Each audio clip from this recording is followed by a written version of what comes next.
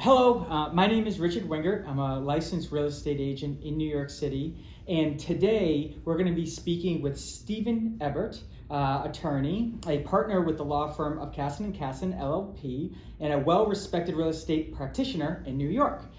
He's also a co-host of the weekly radio talk show, Eye on Real Estate. In the following segments, we're going to see a bunch of questions being answered by Stephen, and I can't thank him enough for giving me his time, and I hope you all enjoy. Feel free to comment and let me know what you think. Hey Stephen, I want to talk about property taxes right now. What should my clients be on the lookout, when they're talking about property taxes in their home? You know, nobody likes paying taxes, and taxes are what helps keep the government running and things happening in society. But here are some things to look at. First and foremost, you want to make sure that the valuation of the property that the tax assessor puts on it makes sense for the purchase price that you're paying for. Because if taxes are high on a property, that could affect future valuations. Now, depending upon where you live, in the city or the suburbs, how your tax bill looks will be very different. In New York City, you have one integrated tax bill. If you're out in the suburbs, you might see a separate county tax, a town tax, a school tax. And having this dialogue and understanding what the valuation should be and how the tax is calculated is critical.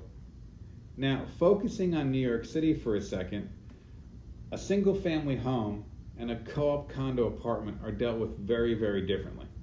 In fact, and this is a very hot topic for discussion in New York City, there's 4 categories for property types to determine how they're taxed. When it comes to the single family, it's really based on their market value, and then there's a formula to get it to the assessed value upon which you pay taxes. When it comes to co-ops and condos, they actually take a look at what the rental value would be, even though it's not a rental building, and it doesn't matter if you rent out or you live in your apartment for this purpose, and then based on that, they attribute a valuation. But in the case of co-ops and condos, because rental valuations can fluctuate much more greatly than purchase and sale valuations, any changes in your taxes are actually phased in over a 5-year period. So when we're doing due diligence, if you really want to get that complete answer, you want to see where the taxes not only are, but how they're trending. In addition to that, you get a little bonus if it's a co-op or a condo. You know, in some parts of the country, they have this concept called homesteading, where if it's your primary, the rate of increase is limited. Well, New York doesn't really have that, but what we do have for co-ops and condos is the standard co-op condo abatement, and if the property is your primary residence, whatever the taxes are, you can deduct 17.5% off your tax bill. But it's very important that you're getting this.